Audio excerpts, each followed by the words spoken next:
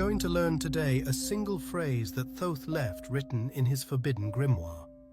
And when you say this phrase, just once, your body will respond. Yes, your cells will obey. It doesn't need to be repeated. It doesn't need faith. It just needs to be spoken in the right state. But why does this work? Because this verb is not symbolic. It's a real command, a vibrational instruction. And the most shocking part, you've probably already used this same power, only against yourself. Phrases like, "I'm done," or "I can't take it anymore," are also commands. And your body obeyed, literally. Today, you're going to understand how this obedience was corrupted, and how you can reactivate it with awareness, precision, and a single word. Stay with me until the end, because when this word is released, you'll never see your body the same way again. The word is the breath of the soul, and the soul is the mold of the flesh. Before humanity's vibrational fall, there was no confusion between what was felt and what was created. Every sentence, every sound, every gesture, everything had a direct consequence on matter.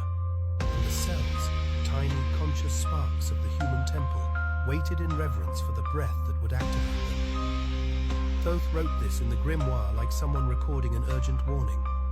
He revealed that, in ancient times, every cell was like an attentive scribe in the hall of the gods. A clear intention was enough, and biology would reorganize. Pain would stop, inflammation would recede, aging would slow down. There was no resistance, only readiness. Because the body knew, one who commands with awareness never fails the decree. But over time, something was lost. Words were emptied. Phrases started being repeated without presence. The mouth kept speaking, but the spirit no longer supported the sound. And the cells, too loyal to tell the difference between divine command and mental noise, kept obeying. Only now, they were obeying chaotic orders. That's when the silent rebellion began. A revolt that never screams, never explodes, never announces itself.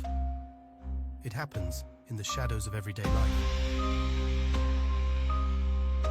A poorly spoken phrase here, a repeated thought there, an unconscious outburst in the middle of pain, and the body, in its sacred humility, records everything as truth. I'm exhausted. This is killing me. I can't take it anymore. Every time these words are spoken, the cells hear them as if the Creator himself was speaking.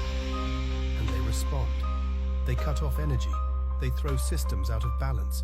They disrupt internal harmony. Not because they want collapse, but because they've been trained to serve without question. Thoth was clear when he wrote, "Humanity didn't fall ill by accident. It fell ill by repetition. It repeated the wrong phrases. It repeated unresolved feelings. It repeated self-destructive thoughts. And when all of that became routine, the body had no choice but to turn unconscious commands into symptoms. But why do cells obey even what destroys them? Thoth responds with a brutal truth. Because the body doesn't judge. The body doesn't evaluate. It simply serves. It doesn't decide whether the command comes from an awakened master or a distracted mind. It just follows, and it follows perfectly. The liver increases inflammation if anger is commanded. The nervous system drains energy if hopelessness is verbalized.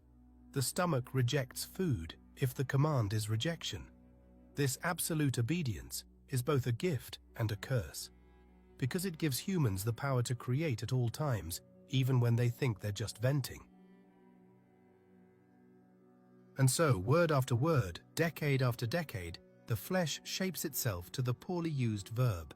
But the most serious part is that this programming doesn't just happen on the physical level. It installs itself in the subtle fields. The cell is just the visible tip of an invisible chain that starts in the etheric field and flows down into matter. The command is born in the unseen and carried out in the flesh. That's why, when Thoth wrote about this silent rebellion, he wasn't blaming the body. He was warning the soul.